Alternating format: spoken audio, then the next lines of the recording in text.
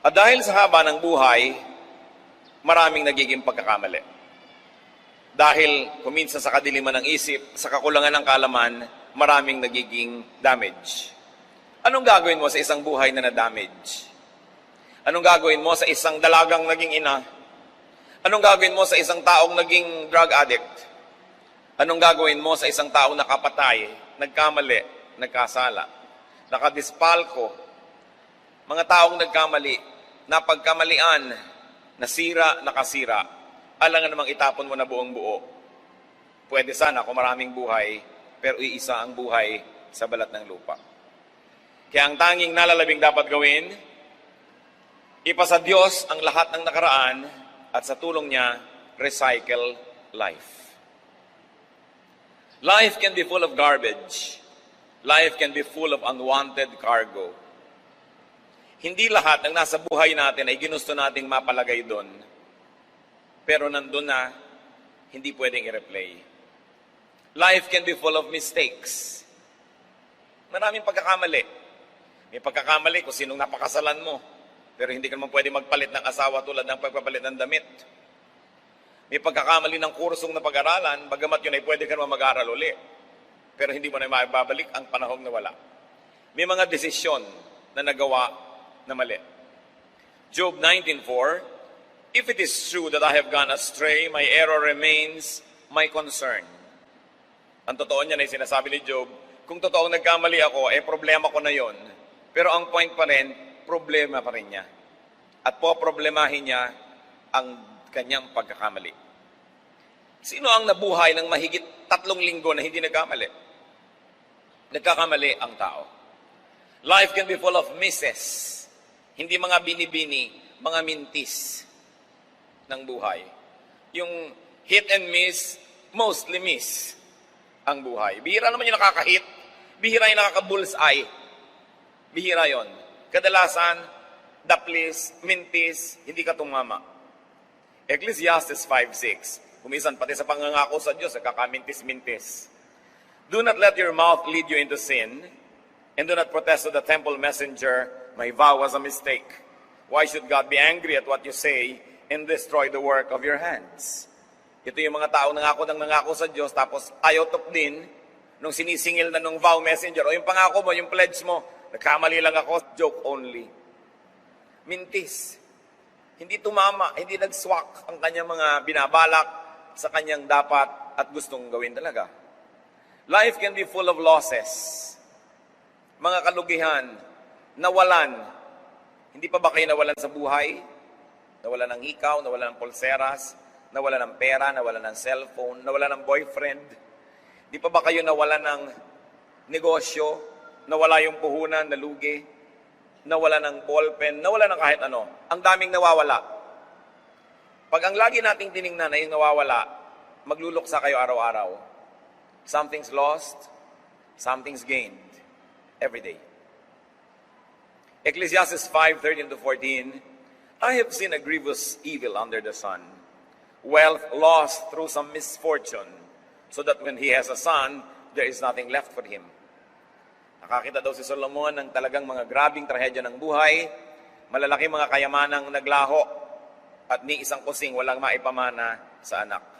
Maraming losses. Kuminsan mayroong mga mag-asawa, nawalan sila dahil sa isang negosyo, buong buhay nang nagdamdam yung isa, nagkalayo na sila dahil sa nawala. So nadoble ang nawala dahil nawala pati pag-ibig nila sa isa't isa.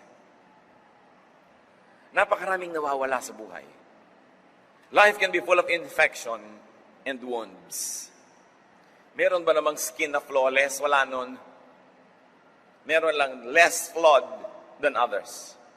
At yung iba, makapal ang makeup. No? Makapal ang concealer. Pero nandun pa rin yung mga flaws na yan. Pero bang flawless? No such thing.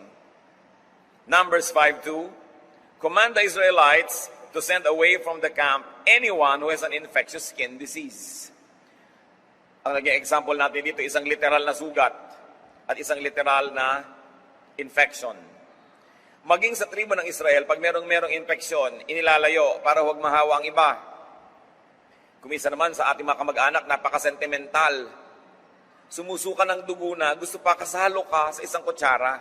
Magtatampo pa pag inuhugasan mo yung kutsara niya at ibinubukod. Anong gusto ninyo? Mahawa ang lahat para wala na makapag-alaga sa inyo. Dapat lang ibinubukod ang may sakit at gamit ng may sakit upang huwag dumami ang merong may karamdaman at merong mag-alaga doon sa merong may sakit. At pati sa Israel, inuutos ng Diyos, sino man ang may sakit na nakakahawa, kailangang ilayo at pagalingin muna ito. Pero hindi lang yan, ang mga infection and wounds ng buhay, ang dami-dami. Meron ako isang kilala po, kinailangan na magkaroon ng dialysis at nagka-kidney transplant, nagkawasak-wasak ang kidney dahil sa pedicure. Sasabihin niyo kung bakit. Nagpa-pedicure sa Pasay, nung uuwi na siya may baha. Kinailangang lumusong sa baha, pinasok ng mikrobyo dahil hindi naman siya na manicure, siya na murder cure. Dahil doon, yung buong buhay na niya naapektuhan, pati asawa, pati anak, lahat. May infeksyon ng buhay. Kaya lang hindi na na-replay. Pwede pa ba niyang balikan yung nagmanicure sa Libertad at sakalin niya? Ganun ang buhay. Pag hindi ka natuto mag-recycle, lalo lang lalaki yung kawalan. Life can be full of regrets. Psalm 13 verse 2, how long must I wrestle with my thoughts, and every day have sorrow in my heart? Hindi na uubusan ng napagsisisihan, ang ipinagsisisi, ang panghihinayang, ganyan ang buhay. It can also be full of pain. Pagka ang tao, 30, 40, 50 na, napakarami na niyan dinaanan ng mga hirap. Napakarami ng pasan. Kaya napakalaking accomplishment yung mabuhay ka ng matagal at makangiti ka pa.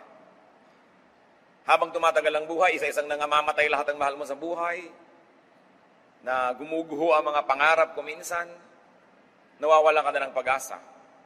Psalm 38:17, I am about to fall, and my pain is ever with me. Hindi nawawala ang sakit ng kalooban. Maraming yan. Mga hinanakit, kabiguan, mga pagtataksil ng kapwa na ating dinaramdam, na ating pinaghihinanakit at isinasama ng loob. Life can be full of ugly memories. Hindi naman lahat ng photo album ng buhay ay parang album ng Kodak. Good morning yesterday na ang ganda-ganda ng memory, may mga ulap-ulap. Hindi lahat. Maraming masasaklap na alaala at ginugunita ang tao. Job 13:26, for you write down bitter things against me and make me inherit the sins of my youth. So pati daw mga kasalanan ng kabataan ay nagbabalik, sapagkat ang lahat ng pagkakamali ng tao ay nagbabalik sa kanya. Dahil sabi rin sa Biblia, kung anong itinanim ay inaani. Kaya yung mga masasarapang buhay na maraming nagawang kamalian ay may nervyos din yan kung kailan sila babalikan. Hindi rin natatahimik. Kaya higit lalong mabuti na nagtatanim ng maganda sapagkat alam mo rin na babalik at babalik. But yes, life can be full of ugly memories. Maraming bansa po ngayon, hanggang ngayon, ang mga turistang Hapones ay hindi welcome kasi naaalala pa nila yung pahirap na dinanas nila sa mga Hapon. An ugly memory. Maraming mga hindi umaattend ng family reunion kasi ang laman ng utak nila is an ugly memory of some cruel relative. Maraming ganon. Life can also be full of enemies.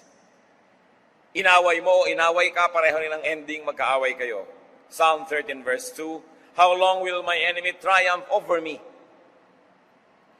At ganyan ang nararamdaman ng maraming tao para bang laging matagumpay yung masama, laging matagumpay yung kalaban natin. Pag inisip natin, napakaraming pabigat ng buhay, ang daming basura, kaya lang anong gagawin mo? Hindi naman yan pwedeng itapon. Akala po ba natin nagtatapon tayo ng basura? Hindi. Nakita nyo, lahat ng basurang ibitatapon ng tao sa ilog, bumabalik pag bumaha. Hindi naman nawala eh. At kahit anurin pa yan ng ilog at madala sa dagat, nakaalis ba sa planetang Earth ang basura? Hindi. Kung polluted ang ating hangin at umihip ang napakalakas na bagyo, nawala yung polluted air over the city, pero sa nagpunta, lumipat lang yun na ibang lugar, wala namang ibang pupuntahan, nandito rin sa Earth. Kaya napakahangal ng mga tao na nagpo-pollute, sumisira ng environment. Akala nila mawawala yon, kasama rin natin yon. At isang napakalaking kamalian ng marami at pinagtataka ko ito kung bakit meron tayong national vice na magtapon sa ilog. ng basura. Akala mo ba, pag inanod ng tubig yun at hindi mo nakatapat, ay wala na yung basura, lumipat lang yun ng lugar. At bukas, ang basura mo, yung galing ko sa taas, na inanod patungo sa'yo. Bakit hindi matutunan yun? Anong gagawin sa basura? I-recycle. What to do with this garbage? Do we bear with it? So lahat ng pinag-usapan natin at mga iba pang hindi nabanggit, lahat ng hirap at basura ng nakaraan, bubuhatin na lang ba natin at pagtitiisan ang alingasaw nun sa ating buhay? No. Because people can be free in the Lord. The Lord is wonderful at making new things out of old things. The Lord sets free even from one's own garbage. Galatians 5:1, it is for freedom that Christ has set us free. Double use of the word free. Para sa kalayaan, kaya tayo pinalaya. At saan kaya tayo pinapalaya ni Jesus? Pinapalaya tayo mula sa basura ng nakaraan, na kung hindi sa Kanya, at kung hindi sa ating pagsuko sa Kanya, ay kailangan nating pasanin, pagtiisan, at amuyin habang buhay. People can have another life. People can have another chance in the Lord. Maging yung babaeng nahuli sa akto ng pangangalo niya, pinakasukdulan na ng pagkakahiya ito at pagkakasira ng reputasyon at pagkatao at hinaharap. Hindi siya kinondena ng Panginoon, hindi siya inusgahan. At yung mga taong gustong bumato sa kanya, sabi ni Lord, yung walang kasalanan, mauna na. Siyempre, walang nangahas dahil lahat may kasalanan. At nung tumunghay muli ang Panginoon, ay sila na lang dalawa ng babaeng natira doon sa lansangan. Nag-uwi na yung iba't napahiya. At sabi niya sa John 8:11, did anybody condemn you? And the woman said, no one. Neither do I condemn you. Jesus declared, go now and live your life of sin. Recycling at its highest. Sabi, napahiya ka na sa buong village na ito. Nung araw naman kasi, kung saan ka ipinanganak na baryo, doon ka na mamamatay. Hindi tulad ngayon. Kaya ang buntot mo, hila mo buong buhay. Tanda ng lahat ang ginawa mo kahit nung maliit ka pa hanggang paglaki mo, walang kakalimot. Pero ang sabi ng Panginoon, walang naglakas ng loob na mahumusga sa iyo, hindi rin kita husgahan at hindi kita i-condemn. Hindi kita hatulan. You know what Jesus just did? Jesus saved somebody from becoming a garbage. Because garbage is created by condemnation. Pag binaliwala mo na ang halaga ng isang bagay, doon pa lang siya nagiging basura. Pero habang iniingatan mo pa yung kahon ng sapatos na binili mo pa noong 1981, hindi pa siya basura. Pero sa tingin ng kapatid mo, nalinis ng linis, basura yun, gusto niyang itapon. Kasi winala niya ng halaga. Pero habang pinapahalagahan mo pa, hindi pa basura. At ganoon ang ginawa ng Panginoon sa babaeng nagkasala. Pinahalagahan. Kung ganon, hindi naging basura. Nagiging basura lang isang bagay o isang tao pag tinanggalan natin ng halaga. At salamat, hindi inaalis ang Panginoon ang halaga ng tao. Pinahahalagahan niya kahit sino, kahit pa nga yung nahuli sa akto ng pagkakasala. Life becomes a garbage when life is condemned. Kaya nakita niyo po yung mga tao na nagpapakamatay kasi they condemn their lives. They end it because they no longer find meaning in it. Ano mga buhay yung umaasenso, yung pinapahalagahan? Anong tao yung tumataas, yung nagbibigay ng dangal at ipahalaga sa kanyang sarili? Sapagkat habang pinapahalagahan mo, basura man sa tingin ng iba, yan ay kayamanan. Jesus did not condemn, but prescribed renewal. He prescribed restoration and reuse. In other words, Jesus prescribed recycling. Meron kayong mga kabasurahan sa buhay, meron tayong mga kasiraan, may mga pinroblema, kapintasan, recycle your life. That's what God wants to happen. Huwag niyong isumpa ang nakaraan niyo, kahit ano pa yon. Kasi hindi niyo pwedeng sumpain ang nakaraan, hindi niyo susumpain niyo yung sarili. Sapagkat kayo rin yon. Hindi niyo pwedeng baliwalain ang isang bahagi ng nakaraan o ng inyong buhay na hindi niyo babaliwalain ang isang bahagi ng inyong pagkatao. Salamat ang Diyos, God of recycling.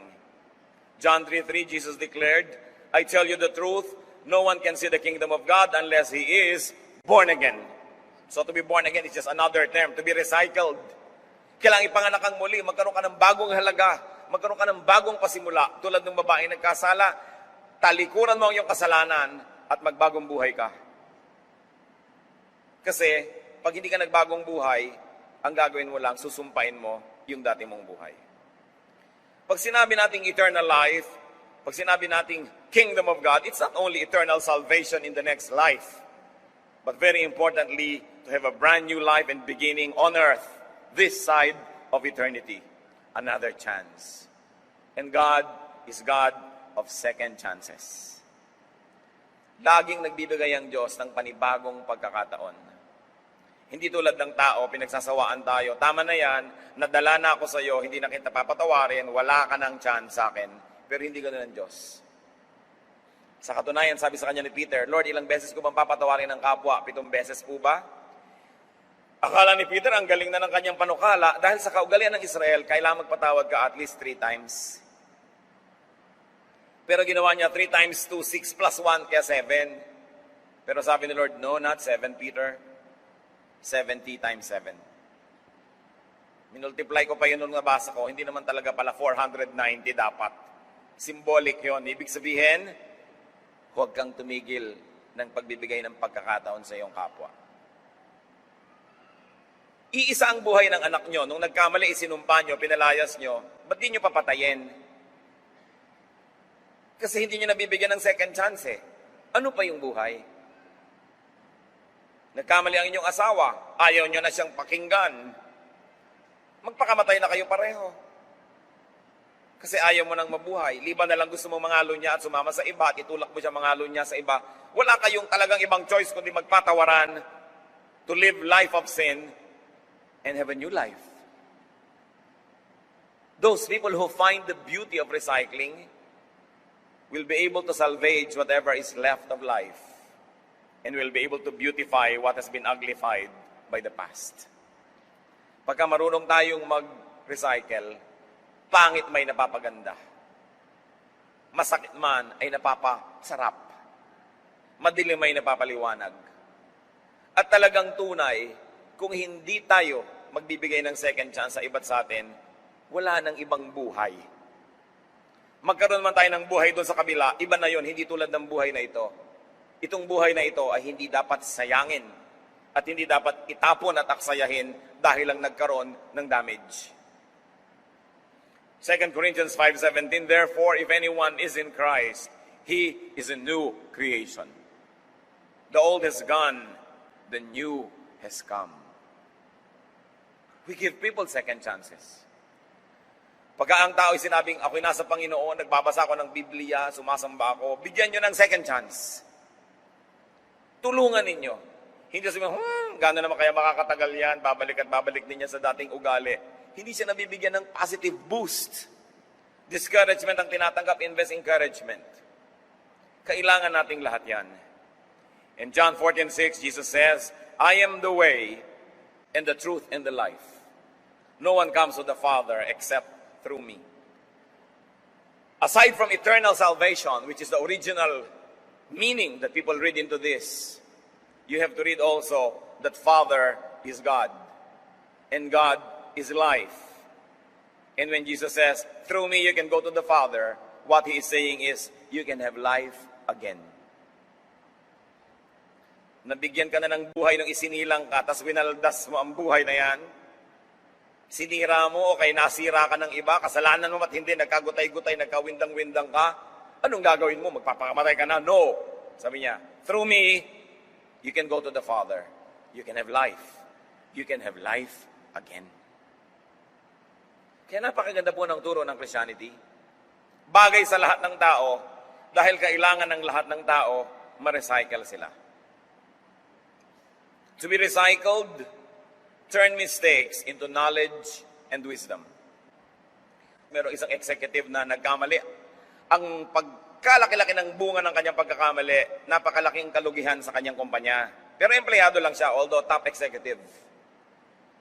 At dahil inisip niyang napakalaki ng damage ng kanyang maling desisyon, nagbigay siya agad ng letter of resignation sa may-ari ng kumpanya. At ipinatawag siya, o ba't ka nagre-resign? Sa laki po ng damage ng aking pagkakamali. At sabi nung may-ari, sa palagay mo kaya't natutunan mo ang pagkakamaling ito'y uulitin mo pa? Aba, hindi na nga po. Napakahirap nga ng lesson na yan kaya ako natutunan. Ba't ka magre-resign? Magbabayad ako ng isang magkakamali uli? Stay because you already know what you should not do. You know, in life, it's important to know what to do, but equally important is to know what not to do. And usually, that is only learned by committing a mistake. Kasi sinasabi nila, experience is the best teacher. Probably not really the best, but a very excellent one. Proverbs 24:32, I applied my heart to what I observed and learned a lesson from what I saw. So, nagkamali kayo, at least alam nyo na ngayon kung ano yung mali sa tama. You are wiser. You are better. You are not a worse person, but in fact, you are now a more seasoned person. You may not be the star for all the seasons, but at least you are a seasoned person. Because now you know what not to do. Now you know how not to do it if your error was procedural. Kung nagkamali kayo sa pamamaraan, alam nyo na ang maling paraan. So, yung katulong nyo na nasunog ng plancha ang inyong satin evening dress, next time, alam na niya na hindi niya dapat gawin yon. Kung matututo siya. Kaya mahalaga na natututo. Yung asawang nagkamali, pagbalik nun, kung talagang na-realize ang pagkakamali, sweeter, nicer. Love is lovelier the second time around. Kasi alam na niya ngayon ang hindi niya dapat paggagawain sa buhay. So the person becomes better. But you have a choice. You can be bitter. But why be bitter when you can be better? Bakit mo gagawing mapait ang lahat kung pwede namang maging matamis? Depende sa iyong pananaw.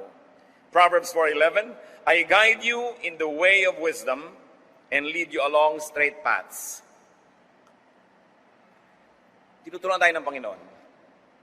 Alam niyo po ba kung bakit ang mga pastol ay mayroong stick na liko ang dulo? Para pagka ang mga tupay lumiliko sa maling landas, kinakawit yung leeg, ibinabalik. At kakakawit sa'yo, nasaktan ka na ng nasaktan, alam mo na hindi ka na dapat magliliko ng mali. May ganda rin ang pagkakamali kung tayo'y natututo. To be recycled, turn your losses into gain. Hindi naman naiiwasang nawawalan Pero kung bawat pagkakawala, you became wiser.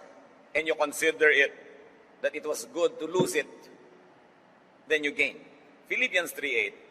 Sa pagsunod ni Pablo sa Panginoong Hesus, ang daming nawala sa kanyang buhay, ang daming hirap na dinanas, ang daming ginhawang nawala.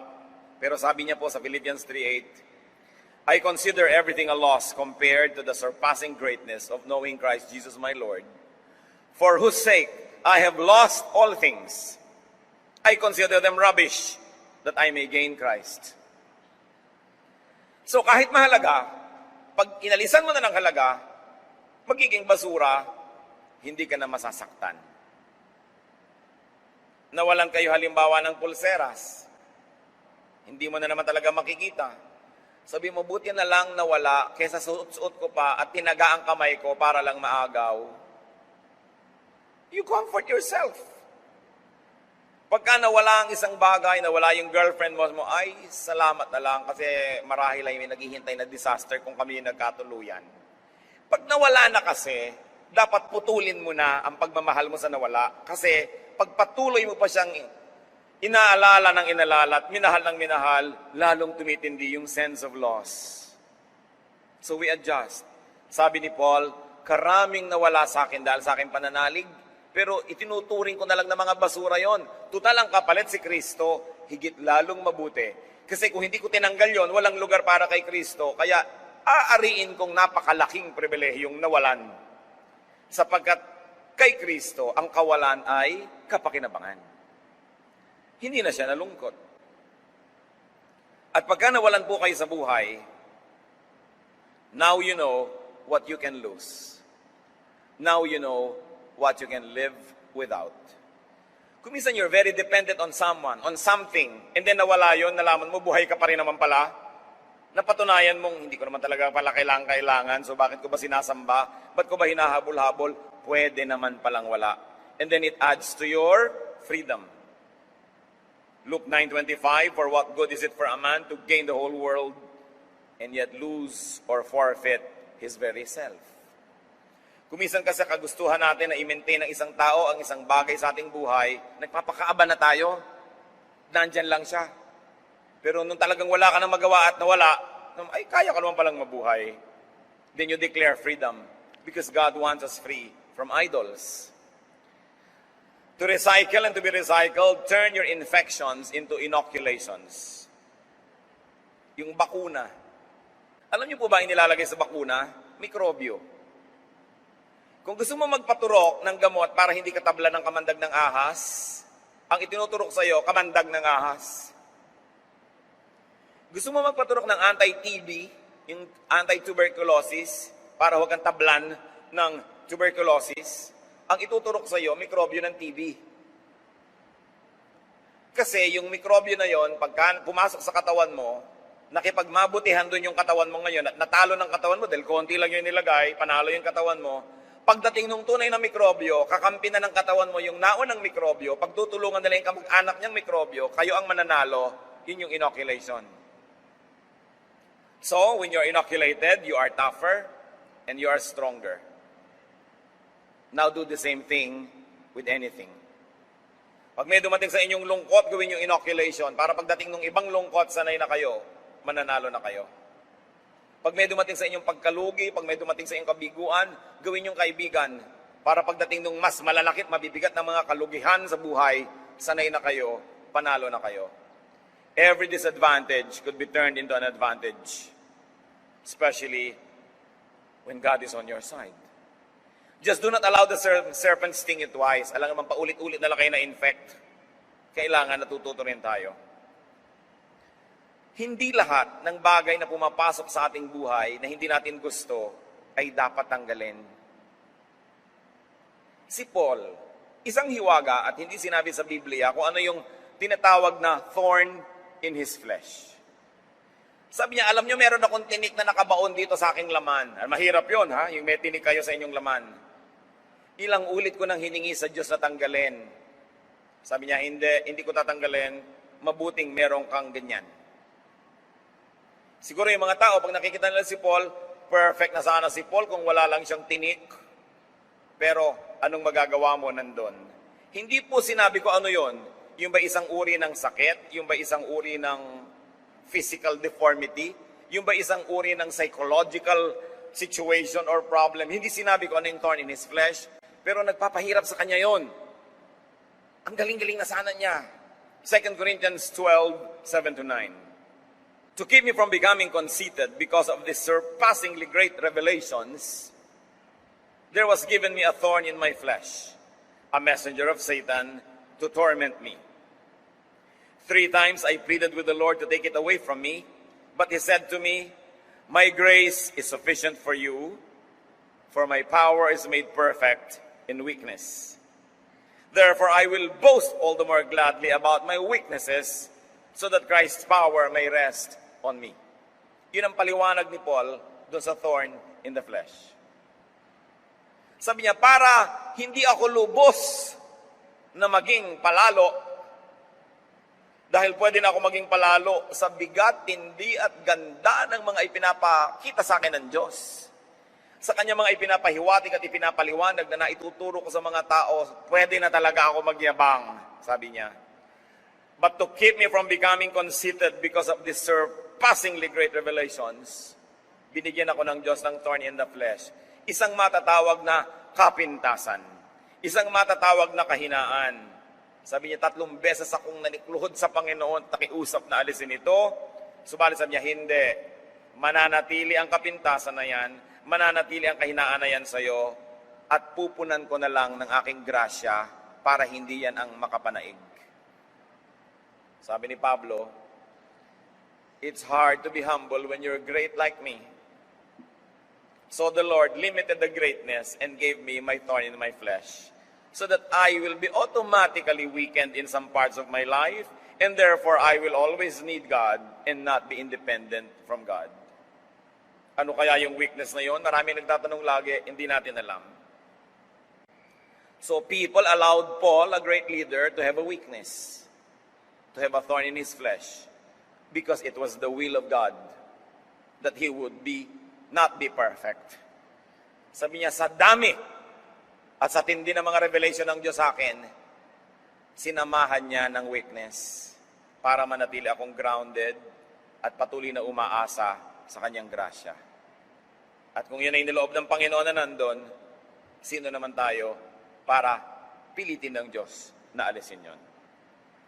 Even the thorn in the flesh can be recycled. Because every weakness that is surrendered to God can be a channel for God to strengthen you. Ang lahat ng walang lamang sisidlan ng ating buhay ay nagiging pagpapala sapagkat pinupuno ng Diyos. Kung wala ka nang natira na walang laman, ano pa ang pupunuin ng Diyos?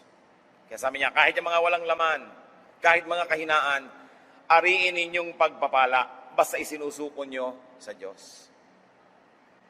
Meron akong isang kilalang napaka-sexing babae. Talagang napaka-sexy.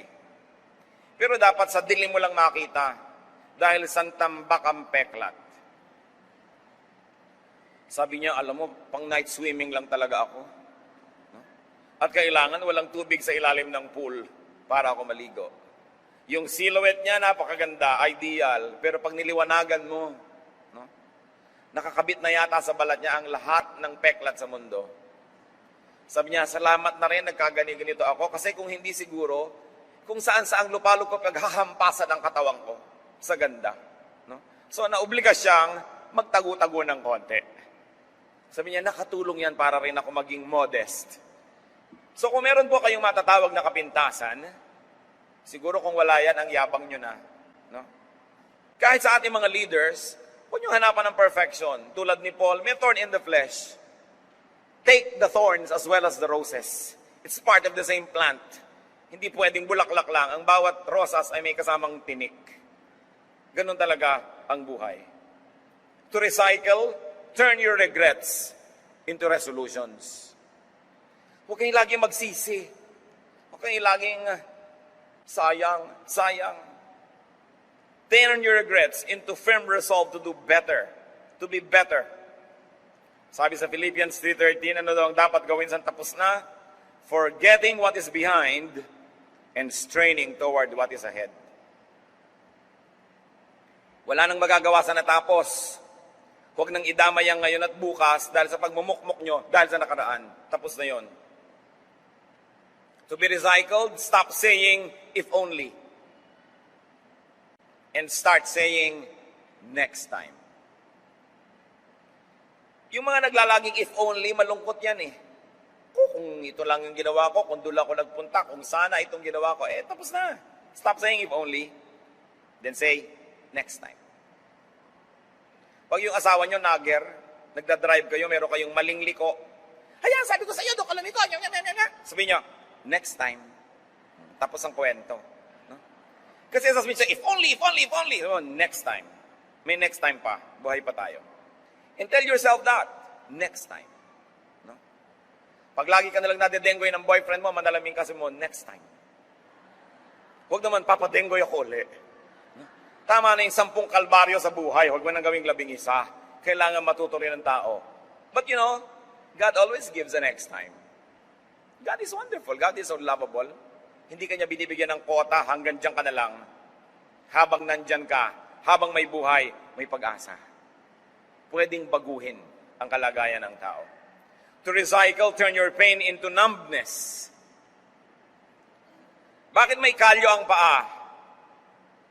Kasi laging nababangga ng sapatos o ng strap o ng buckle ng sandals, nasasaktan ang paa, nagde-develop ng kalyo, para huwag nang masaktan muli, tinatanggal naman sa foot spa. Masasaktan uli ang paa mo. Gagawa uli siya ng kalyo. At dahil sa mga kalyo, nagkaroon ng industriya ang foot spa. Ang totoo, maganda ang paang maraming kalyo. Kasi hindi na makakaramdam pa. Nakatapa ka ng thumbtacks, hindi mo naramdaman, di ba, pagpapala. Bakit sobrang pinaninipis? At kung hindi likas na mapula, lalagyan pa ng mercurochrome para kunwari ay pula at kay nipis-nipis. Samantalang ang paa dapat talagang makapal. Yung mga paang mga parang luya, mga daliri, pag umakyat kayo ng bundok, di kayo madudulas. Pag umakyat kayo ng pulo, nakakapit yan sa mga sanga. Napakagandang paa. Pero anong tingin natin? Pangit. Napapangitan tayo. Marami pong maganda sa buhay, napapangitan tayo. No? Kaya yung mga karanasan natin, minsan magandang maging manhid. Kung sobra kayong sensitive, lagi kayong nagdaramdam. No? So huwag kang maging manhid sa mga tamang dapat maramdaman, pero maraming bagay pinapalampas na lang. You know, lahat ng comment ng tao, papakinggan nyo, lulungkot lang kayo. Dapat may pinapalampas ka. Not everybody will like you. Tanggapin mo na yun. Only few will love you. Ilagay mo yun sa statistics para hindi ka laging malungkot.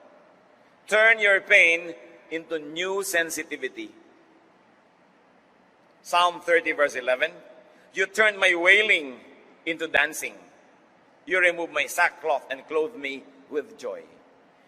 Sabi, O Diyos, salamat na lang. Ang pananangis ko ay pinalitan mo ng pagsasayaw at pagsasaya. Ang pagluluksa ko ay pinalitan mo ng magagandang bihis ng kasiyahan.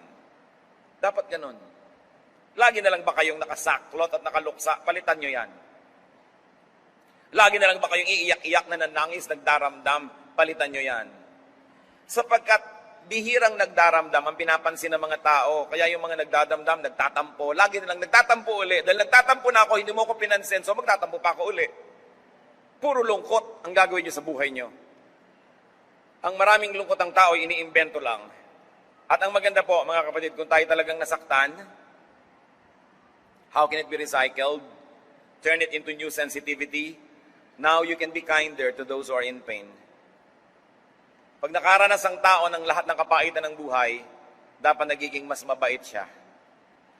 Mas nauunawa niya at natutulungan yung mga dumaranas ng mga kapaitan. To be sensitive and helpful to those who are in pain. In that case, your pain becomes your qualification to minister. Kaya kahit ang mga artista, hindi nakakaarte ng ganap yung mga sobrang bata pa, wala pang napagraramdaman ng mga pain, sorrow, trouble. Pero pag seasoned na sila, ibig sabihin marami nang naranasan, nabibigyang buhay nila yung mga papel na kanilang ginagampanan. And what is so important is, though you are in pain, our God comforts us. 2 Corinthians 1, 3-4, God is God of all comfort, who comforts us in all our troubles, so that we can comfort those in any trouble with the comfort we ourselves have received from God. Sabi tayo, ipinagiginhawa ng Panginoon, una, upang tayo guminhawa, at pangalawa, para matutunan natin kung paano magpaginhawa ng kapwa-tao. Na kung ano ang ginhawa at pagmamahal na tinanggap natin sa Diyos, ay yun din ang ating ipaabot sa ating kapwa. So kung napakarami nyo nang naranasan na kapaitan at kalungkutan, you are very qualified to minister to others. You can be workers and servants of the Lord. So huwag niyong masamain yun. Mas mauunawa nyo yun. Tulad ng, kung meron tayong mga kamag-anak na nagdusa sa cancer, ngayon, mas makakatulong tayo at makakapagbigay ginhawa dun sa mga nagdurusa pa lang. Yung mga ina ng mga nabilanggo, mas nakakapag-minister sila ngayon sa mga ina ng mga bago pa lang at nabibilanggo pa lang ng mga anak. Ang lahat ng tao po may pagkakalagyan. Lagi tayong may ministry. Turn your pain into your badge so that you can serve. Kung ganon, hindi na sayang. Dahil pinakinabangan ng iba, ikinalugod ng Panginoon at natural magbibigay din ng pagpapala sa inyo. To recycle, turn your ugly memories into lessons, into badges of honor for having survived. Turn your ugly memories into beautiful dreams, into wonderful aspirations for a better life. Psalm 90:15, make us glad for as many days as you have afflicted us, for as many years as we have seen trouble. Sabi, Lord, kung paano ang dami ng hirap na nadanas namin, ganun din sana mga araw na iparanas niyo sa amin na masarap, maganda, kaibig-ibig. napakarami po mga tao umasenso galing sa hirap. Kaya sila umasenso dahil galing sila sa hirap, ayaw na nilang maging mahirap muli. Meron naman mga taong hindi umasenso dahil galing sa hirap. Parehong galing sa hirap, pero anong ginagawa ninyo sa inyong naranasang kahirapan? If you will turn your ugly memories into motivation for you to dream and aspire so that it doesn't become a permanent fixture of your life, then it becomes a badge of honor. Pero pag lagi niyong ginawang excuse, mahirap lang kasi kami, kaya nandito ako ngayon, lasenggo. Mahirap kasi kami, kaya eto ko ngayon, batugan. Mahirap kami, kaya ang dami-dami kong anak. Mahirap kami, kaya eto kami ngayon, palaboy-laboy. Hindi ka natuto. Pero may mga mahirap na sabi, isinumpa kong hindi na ako magugutom muli, kaya ako nagsikap. Isinumpa ko, no, na hindi na ako titira uli sa ilalim ng tulay. At para kang si Scarlett O'Hara, na sabi niya, I shall never go hungry again. Sa isang napaka-classic na pelikula. So pwede niyong gawing pabigat sa buhay niyo yung memory ng kahirapan. Pwede niyo rin gawing pampalakas ng loob niyo so that you will achieve greatness. The same poverty can make you succeed or fail. The same memory can make or break you. So why allow yourself to be broken when you can be made? It is your decision. Most people who come from suffering but had great dreams, they were able to achieve a lot. Sa katunayan, mas masarap nga yung kuminsan galing sa hirap eh. Yung mga magulang, alam niyo siyempre pag nagiging matanda na ang tao, nagiging mukhang pera. Kasi gusto na maging comfortable, marami nang nakitang hirap. Kaya anak, sino ba yung nanliligaw sa'yo? Mayaman ba yan? No? Pagka mahirap, naku, nakasimangot ang magulang. Pag mayaman, de kotse, ilalabas ang maruya. Lalagyan pa ng condensed milk para special. No? Alam niyo mga kadalagahan, naghahanap kayo ng mapapangasawa, huwag niyong hanapin yung mayaman o yung laki sa yaman. Kadalasan hindi niya alam yung halaga nun. Kahit mahirap, basta may pangarap, basta may ambisyon, mapapatino ang buhay niyo doon. Pero yung mayaman na walang ambisyon, hihirap din yun. Mawawala rin yun. Hindi ka pintasan na maging mahirap, basta meron kang pangarap at meron kang ambisyon. Mas mabuti nga yung galing dun dahil ayaw na niyang bumalik. Yung mga hindi nakaranas dun, baka mag-excursion pa para maranasan. Kaya hindi ka pintasan yun. Huwag niyong gagawing negative aspect that you were poor. Just be motivated. And then you become more loving and you become kinder to the poor when you are no longer poor. You want to be recycled? Turn your enemies into friends. Into your mentors. Kung hindi nyo man sila maging kaibigan, gawin yung teacher. Matuto kayo sa mga karanasan nyo sa kanya para pakinabangan nyo siya. Kung ang natutunan mo man ay huwag magtiwala, ay natuto kang huwag magtiwala sa ganung uri ng ugali. May natutunan tayo. May mapapala kayo kahit sa makaaway. But the best way to beat your enemy is to turn him into a friend. If your enemy is hungry, give him food to eat. If he is thirsty, give him water to drink.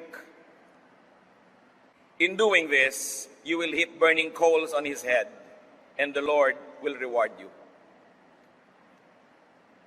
Nakikipag-away kayo, may galit sa inyo, ginawa nyo ng masama, lalong nagalit. Sa palagay nyo, mas panatag o mas panganib kayo.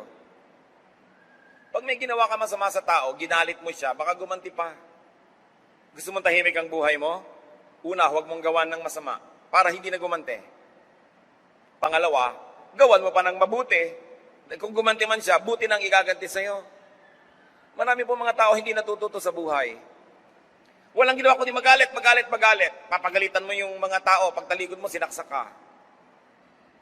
I was talking to one contractor. Pinag-uusapan namin yung masasamang ugali ng mga manggagawa.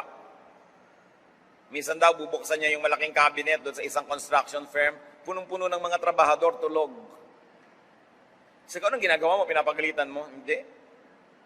Papagalitan mo yan eh. Mag-yes sir. Tapos mamaya, babatuhin niya ako ng hollow blocks mula sa 3rd floor. Sabi ganun.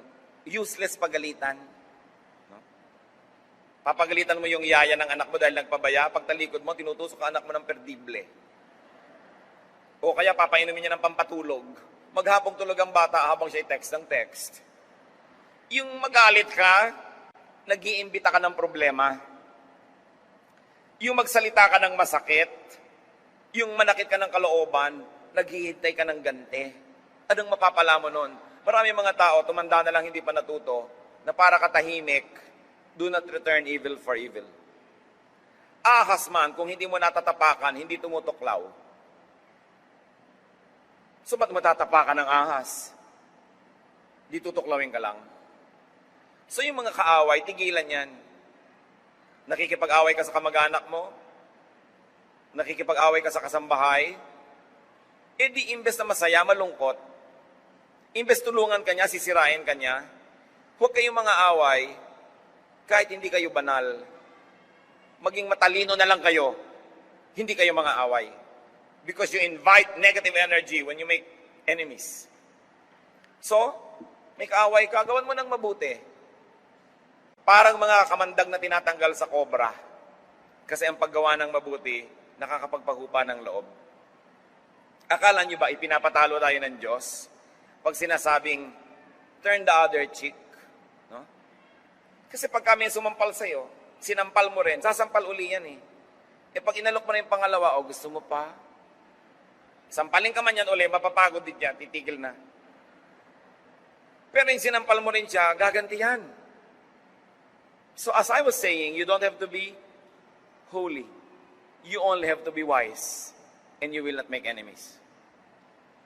Recycle your life by turning your whole life experience into a catalog of God's goodness. 2 Corinthians 4:17, our light and momentary troubles are achieving for us an eternal glory that far outweighs them all. Pagka daw i-compare ang mga magaganda sa buhay sa mga pangit, talo pa rin ng maganda yung mga pangit. Huwag mo na lang masyadong palakihin yung mga pangit. Why? Because God was there all along. Joshua 1:5, I will never leave you nor forsake you. And you are here no matter where you came from, saan ka man pusali, hinugot, nandito ka ngayon dahil nag-survive ka because God helped you survive. Ano ang patunay na mabuti ang Diyos? Na nandyan kayo't buhay, yun ang patunay.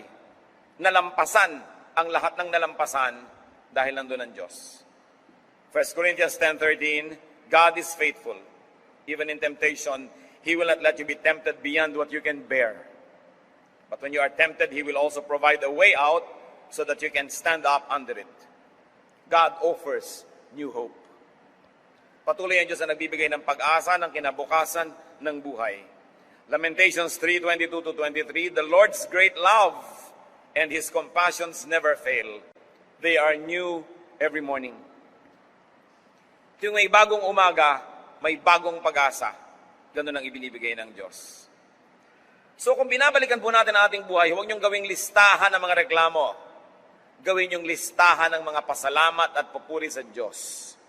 Turn your past, your history, into a catalog of God's goodness instead of a list of grudges. Huwag niyong gawin na ang buhay niyo ay listahan ng mga reklamo, hinaing mga reklamo at lungkot. Psalm 31:19, how great is your goodness, which you have stored up for those who fear you, which you bestow in the sight of men on those who take refuge on you. Napakadakila ng pag-ibig ng Diyos na kanyang iginagawad doon sa mga sumisilong at nagpapasakop sa Kanya. Turn your experience into a lesson for you. Turn your experience into a manual in life for you and for others. So nalaman mo na ang dapat gawin at hindi dapat gawin, nalaman na natin ang maling hakbang at tamang hakbang, pakinabangan ng iba, ituro. Kaya lang, huwag niyo ituro sa ayaw makinig. Huwag kayo nagbibigay ng unsolicited advice. Pag hindi hinihingi ang inyong payo, manahimik kayo. Pero kung merong humihingi ng payo, handa tayong magbigay, nakabatay sa ating karanasan. Job 6:23, teach me, and I will be quiet. Show me where I have been wrong. Napakaganda yung pinagbubulay-bulayan ng kanyang mga bagay. You cannot change your past. but you can change your attitude about it.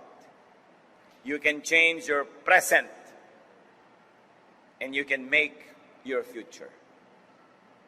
Ang tapos ay tapos na, pero yung ngayon, kasalukuyan, ginagawa pa lang. Yung kinabukasan, gagawin pa lang. Bakit mo ubusin ang iyong panahon sa natapos na? Forget the parts of your past that sadden you, the parts of your past that weigh you down. Isaiah 43:18, forget the former things, do not dwell on the past. Ang buhay, walang take two, walang rewind, walang editing. Ang natira lang na pwedeng gawin, recycling. Thank God for recycling. Turn your thorn in the flesh into blessing, your wounds and scars into badges of honor, your poverty into ambition and resolution. Put the past behind you and make it the foundation for your future. Turn your sorrow into joy, your weakness into strength. Turn your tears into gems. Recycle your life, and very importantly, allow and help others to recycle theirs. Hindi lang po buhay nyo na damage na dapat ayusin, buhay din ng inyong kapatid, ng inyong magulang, ng inyong pinsan, ng inyong kaibigan, buhay ng lahat ng kapwa-tao. So kung paano natin kailangan ng tulong upang tayo ay makabangong muli, ibigay din natin yung tulong na yon para makabangon ng iba. Stop judging. Do not condemn people so they will not become garbage. Do not condemn any part of your past so that it will not be useless garbage. At kung may mga mahal tayo sa buhay na nagkamali, tigilan ng pag-ungkat, tigilan ng paghukay sa mga naagnas ng bangkay na matagal nang inilibing sa nakaraan. Give people a break. Give them a chance. Give yourself and others a go for a brand new life. This is what Jesus is all about. Sabi niya, I came that you might have life and have it to the full. But it also means turning a new page, looking forward instead of backward. And even if you have to look forward, is only to look for lessons so that you may be well and better guided into the future.